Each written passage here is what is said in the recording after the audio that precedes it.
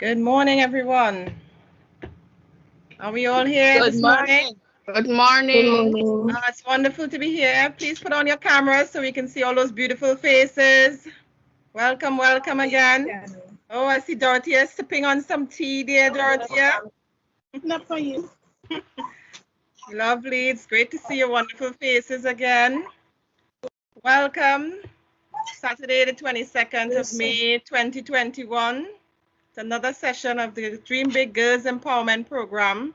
It's indeed a pleasure to be here. My name is Simone Claxton, President and founder of the Sophia Miriam Foundation, hailing all the way from beautiful Twin Island Republic of Trinidad and Tobago in the Caribbean. And we play that CARICOM song, We Are One Nation. Right, so we're going to all have our cameras on. Our mics will be muted until it's time to speak. So we're getting ready to start. It's now 10:20 Atlantic Standard Time. So we'll start with a prayer for Beverly. Good morning, everybody. Pleasant Saturday. Good morning to you. Before I pray, I just want to read Psalm 139, verse 14. And I'm reading from the New Living Translation. It says, "Thank you for making me so wonderfully complex. Your workmanship is marvelous. How well I know it." In another version, it says, "I am wonderfully and fearfully made." This is our theme scripture. So let's just welcome God's presence as we begin our next session. Father, we thank you for today. This is the day that you have made, and indeed we will rejoice and be glad in it. We thank you for all the young people who are here today, all the young ladies, Father, that are here today. Thank you for the partners, our collaborators, and thank you for allowing us to serve into your kingdom. Lord, we thank you for the purpose that you've called us, and we know that you are pleased with what we are doing. Whatever we learn today, whatever is being deposited in the young ladies today, we thank you, God. We believe that you're going to use it to impact other young ladies just like them. So, Lord, guide us today, cover us with your blood, and give us wisdom in Jesus' name. Amen. Thank you very, very much, Beverly, for that. So, ladies, it's all about you. Got a fun packed session today, diet and nutrition. We all have to eat, so we have to eat healthy, keep our bodies healthy and strong. And we have beauty and makeup, okay? So it's going to be a wonderful, fun-packed session. That was a lovely song played. It's not about the beauty on the outside. It's about us in the inside, okay? So let's get started. We have Eutalia, who will be doing her presentation on diet and nutrition for you girls today. So you'll get a session afterwards where you go into the breakout rooms and we get to chat and discuss about everything. But first, we're going to listen to the presentation. Okay, thank you, Simone. Are we about to start? I'll share my screen. Everybody seeing my screen? Yes, we are. Okay, thank you very much. I'm going to go to slideshow and we'll start. Okay, so today we are doing diet and nutrition for teen girls, especially for you. And I would like you to listen attentively, and whatever questions you have when you move into your breakout room, or maybe if Miss Claxton will give you some time to ask a question if necessary. Okay, so we're moving on. Okay, what is nutrition? Okay, we have different definitions of nutrition. Of course, all of us know it's a science of foods, nutrients, other substances, how they work in our body, okay, the relationship with our bodies, how they keep our bodies balanced. The process by which the organisms ingest, digest, absorb, transport, and utilize nutrients. All of those things are the scientific aspect of nutrition. Nutrition is a science. Nutrition includes social, economic, cultural, psychological implication of food and eating. That is one part of nutrition most people don't talk about. Why is nutrition important, especially to girls like you? As you're young, it is a time where you are growing. So therefore, you would need more food. You would need to know what to eat in order to maintain your growth and so that you could grow adequately. It is also a time in which there's inequality and so on. And we want to ensure poverty also, that good nutrition and health is passed on to the next generation. So you want to make sure that whatever you do, you pass it on to the next generation. You know, you're the ones carrying the babies. So you would need to have very good nutrition so that your children would also have good nutrition. Nutrients. Nutrients are defined as the constituents of food which perform important functions in your body. And the 6 major nutrients are water. We know what water does. It dissolves and carries nutrients. Protein, which builds up our tissues. And carbohydrates, which provides energy. Fat also provides energy, insulation, and protection. And vitamins, that is, do regulation, they do balance of nutrition, they manufacture hormones. Vitamins are very important. Minerals are very important. So, too, they build bones, teeth, muscles, and so on. These are the nutritional requirements for teens. You could always go online and find that. I just put that in there for you to give you an awareness that this exists. So if you want to find out what is the requirement for teens, your age, it has a whole age range in here, and you will go in and you will notice it. But I will just mention the calories. When you are 13, 2,260, 14, 2,340.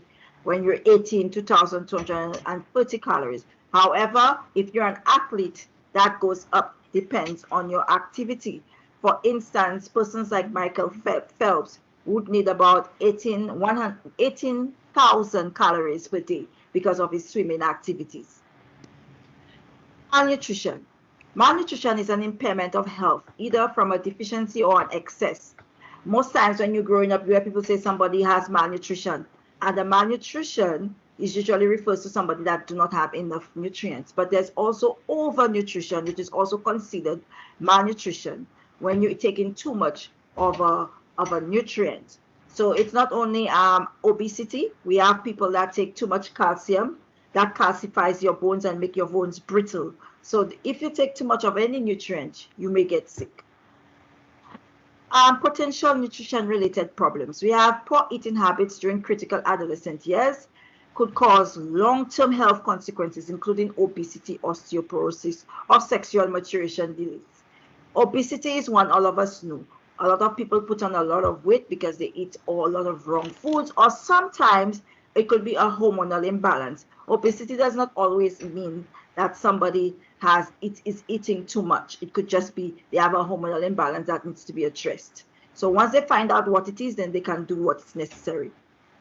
We have eating disorders like anorexia and bulimia. Anorexia is when you no matter how skinny you are, when you look in the mirror, all you see is that you're fat, and therefore you don't eat to prevent yourself from getting fat. You are skinny and all you see is fat. No matter what everybody tell you, you're good, you're looking good, you're not fat. You go on the scale, you're 90 pounds, but you're seeing like you're 200 pounds. Bulimia is when you are, after you eat, you throw up your food. All of that could cause problems with your body. Note, adolescents tend to be very conscious of appearance and may feel pressure to be thin or to look a certain way. All right, but today we're telling you you're beautiful the way you are. If there's any problems with your health, it's time for you to fix it. There's always a way to fix something. You don't have to feel despaired. Pregnant adolescents. Some people do get pregnant when they're teenagers. That is not a death sentence also. I have a friend that was pregnant when that had a baby when she was 16, and now she has a PhD in education and is teaching at the University of York. So you could see it is not a death sentence. You made a mistake. That's not a problem. We all make mistakes. We just fix it. We continue. We ensure that our children, the children that we bear, we get support and so on. And that young lady is also with her in studying. When a teenager becomes pregnant, she needs more nutrients to support both her baby and her own continued growth, because you are growing together with a baby that is growing. In her nutritional needs, if her nutritional are not met, her baby may be born with impaired growth and low birth weight. So, and sometimes what it does is that your hair start breaking, your bones start getting soft because your baby is pulling nutrition from your own body to feed itself if you're not feeding yourself properly. Athletes. It's very important for athletes to have a balanced nutritional diet. A lot of young people are athletes and you need to eat properly. Some young athletes may be tempted to adopt unhealthy behaviors, such as crash dieting, taking supplements, or eating unhealthy foods. But what you need to do is make sure you eat a balanced diet. That continues vegetarians. We have some young people that are vegetarians. There's nothing wrong in being a vegetarian. However, you need to eat very, very carefully as a vegetarian, especially the strict vegetarians as vegans. You have to ensure that you have a balanced set of vegetables. So you have to mix your vegetables properly in order to get all the nutrient content, since you're not eating any eggs or dairy. What is diet? Food and drink regularly consumed, which we eat in the forms of meals.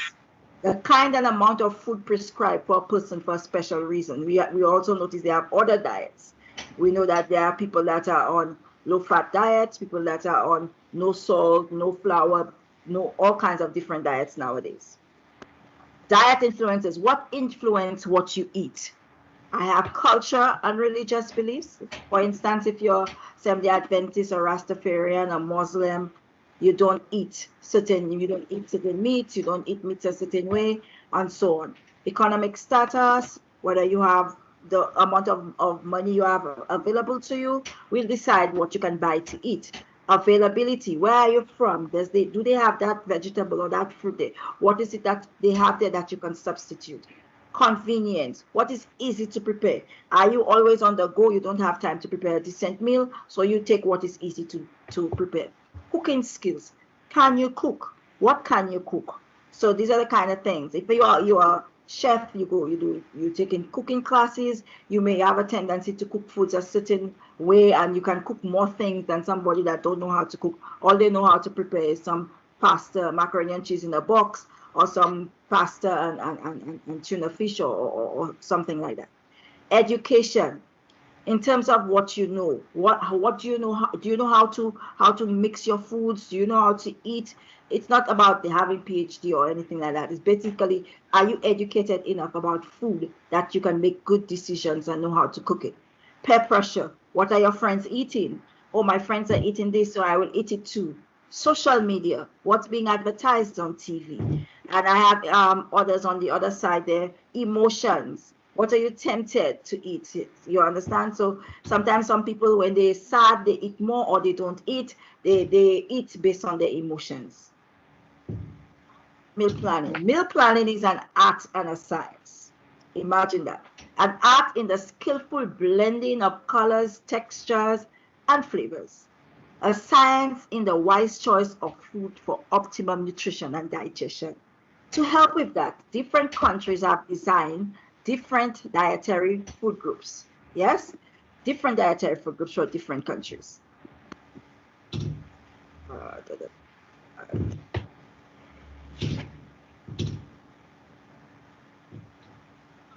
Caribbean dietary guidelines. Now, we have several different dietary guidelines in the Caribbean.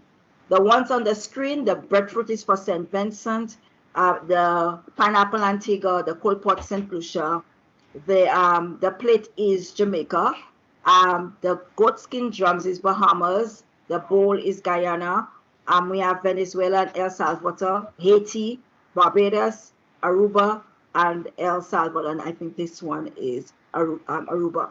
Okay, so we have different dietary guidelines, and you can find it online. You also could find it at your health departments in your countries. What are the dietary guidelines for your countries? Okay, and you find that, and that will help you make food choices, and you will see how.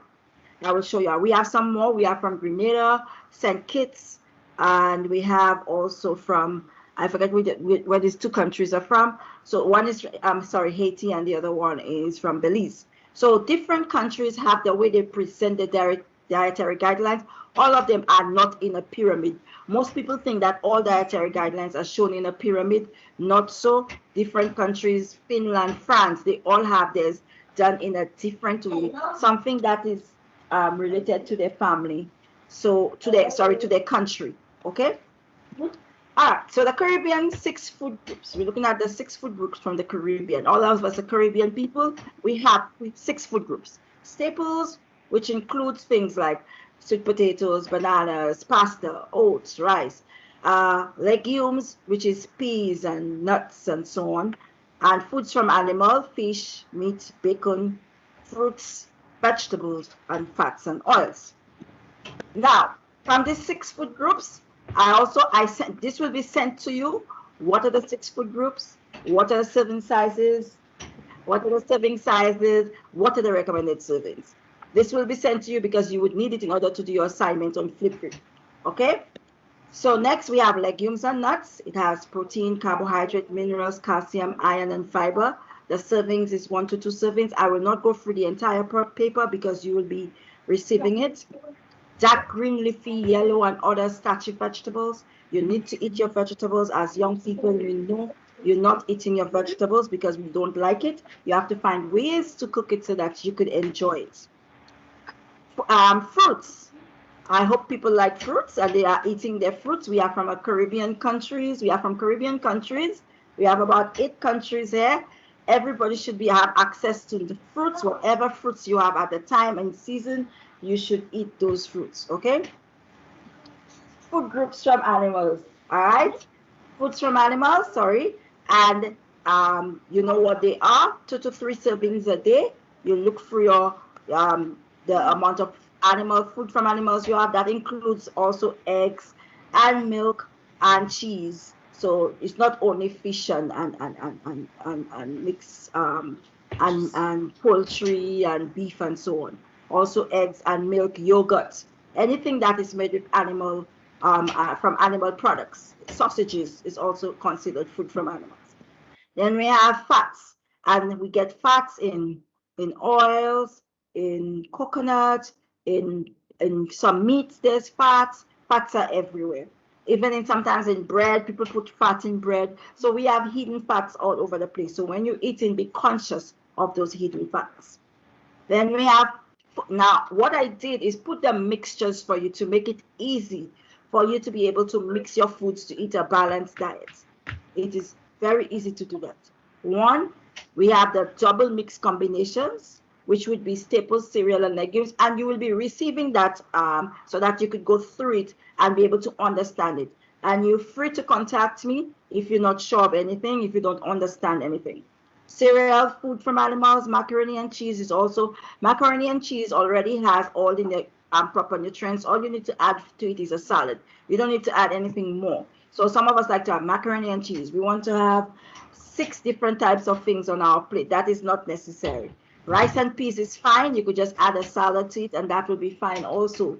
Okay? So you could have green bananas and some saltfish, or green bananas and some peas. You're already good to go. That's already it has the food from animal, it has the protein, it has protein, it has all your necessary nutrients in there, your starches, your minerals, your vitamins. Okay? Then we have the other mixes. We have triple mix combinations, which is a staple, a legume, and a vegetable. You realize we also have vegetarian choices. It's not just only those with meats. And I try to put in Caribbean dishes, what we eat in the Caribbean. Then we could have a staple food from animals and a vegetable, or staple food from animal and a legume, and then you have a balanced meal. So the double combinations are very economical. So people that do not have much money, they can survive and eat healthy by doing the double combinations, by just knowing what foods to combine in order to get a healthy mix. And the triple mix is just about adding vegetables, more vegetables and legumes to your food. Then we have the 4 mix combinations. This is how most Caribbean people like to eat. Things like a bouillon or callaloo soup or stuff like that, with dumplings and pigeon pea soup. We call it bouillon in St. Lucia. I don't know how you'll call it in the other countries. Can somebody tell me how they call their mixtures of, they put in their meats and the stuff together in their different countries? Yeah, or somebody call it oil dong. Some people call it oil dong. What else? It varies. It varies, yes. So that's what I'm asking. Somebody give me a name or something else. We call it broth. We call it malaps. It all depends on which area of Dominica you're from. Oh, great. Yes. So so these will come underneath the 4 mix combinations. And you'll notice that we have chicken with rice, with vegetables, and you could and peas. So that would be your 4 mix. You understand? So you will realize how easy it is to make your food healthy by following the food mixtures. Okay. Now, what's our goal for eating good food, eating nutritious food, is to remain healthy. So what is health then? Health is the condition of being sound in body, in mind, and spirit, especially freedom from physical disease or pain. That's from the Webster Dictionary. We have from the Oxford Dictionary says that soundness of body or mind, that conditions in which its functions are duly and efficiently discharged. And then we have a condition or quality of human organisms expressing the adequate functioning of the organism in a given condition, genetic and environmental. All of these are describing health. Health has different dimensions, and I didn't cover all of the dimensions, just a few. Physical dimensions, what everybody sees.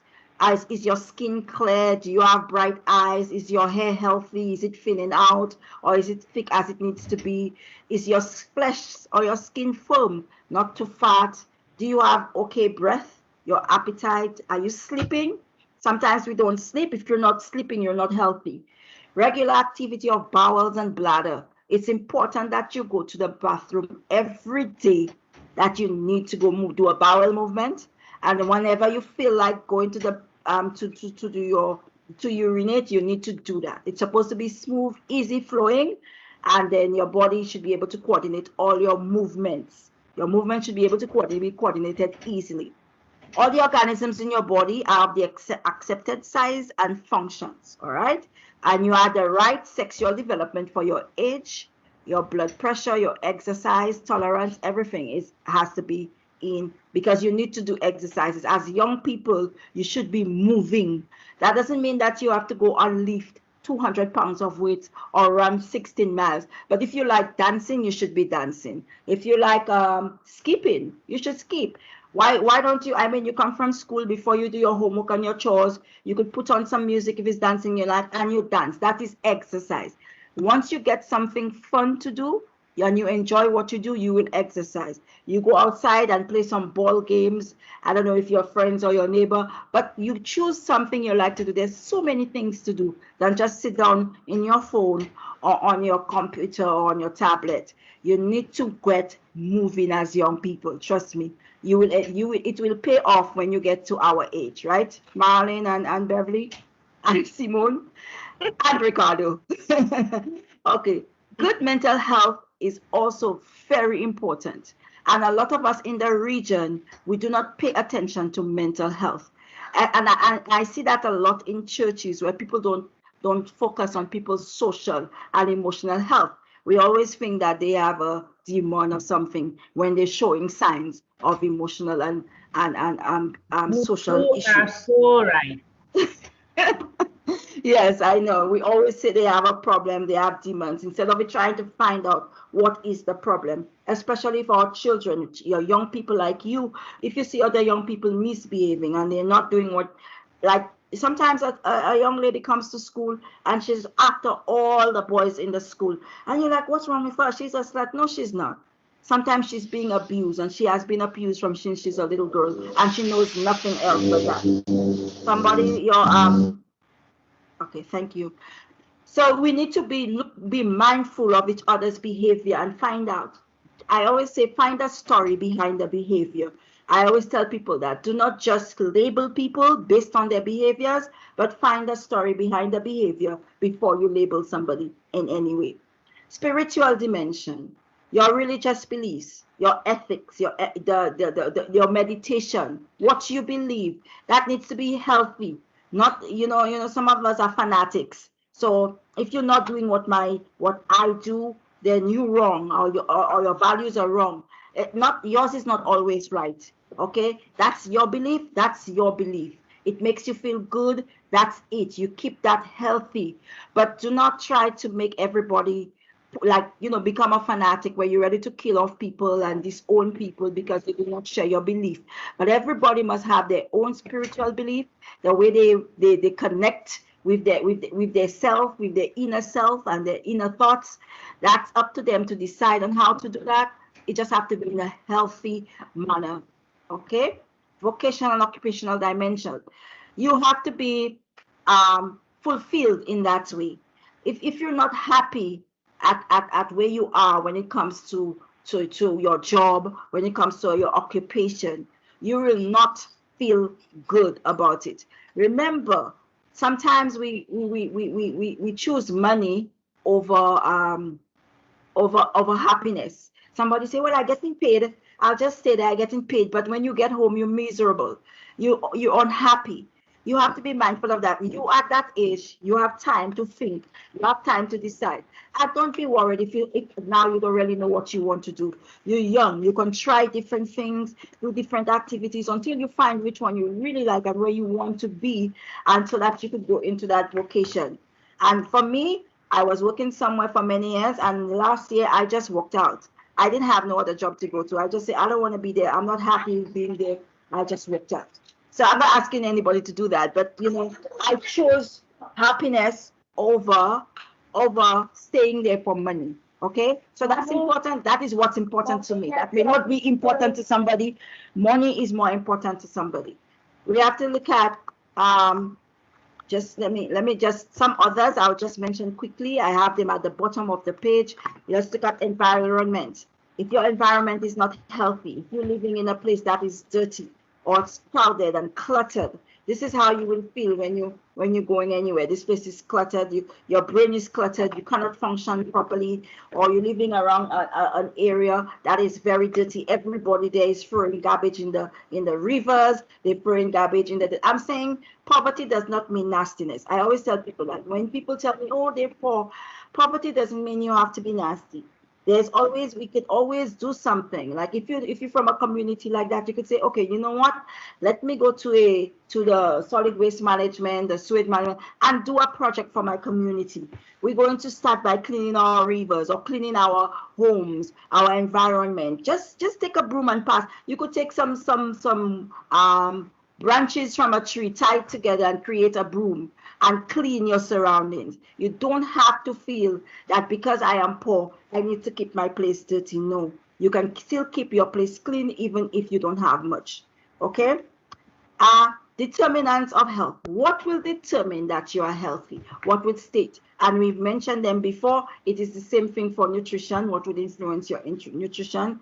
What's your hereditary, what you inherit from your parents, your environment, your lifestyle, your socioeconomic conditions, education, your occupation, political systems. That is very important. If you live in a system that suppresses you, it will be difficult for you to be happy. For instance, in some countries, women are suppressed. They're not allowed to speak. They're not allowed to show who they are. They're not allowed to make choices. So that's why sometimes you have to feel very blessed that you have all those opportunities where you can make choices. You could decide what job you do, what you work, what you wear, when you go out, when you come in. Yes, you're still young, your parents still determine that. But by the time you're a certain age, you're free to do those things. And there are a lot of children that are not even free. Girls are not even free to go to school. Girls cannot even go to school. So right now you're in a situation where you are allowed to do those things. So that should be important to you.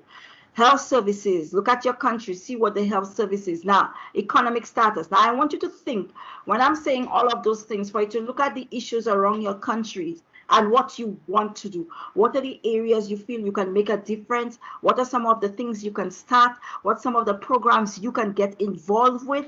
What's something you can do? You're not too young to start your own ministry, to start your own projects. You're not too young, and you will get support from us in this group right now, Simone, Mr. James, all the people here, Mark, Ricardo, on Marlene and Beverly, to do whatever you need to do to move forward into your different areas that you want to. Our conclusions are tips for healthy eating.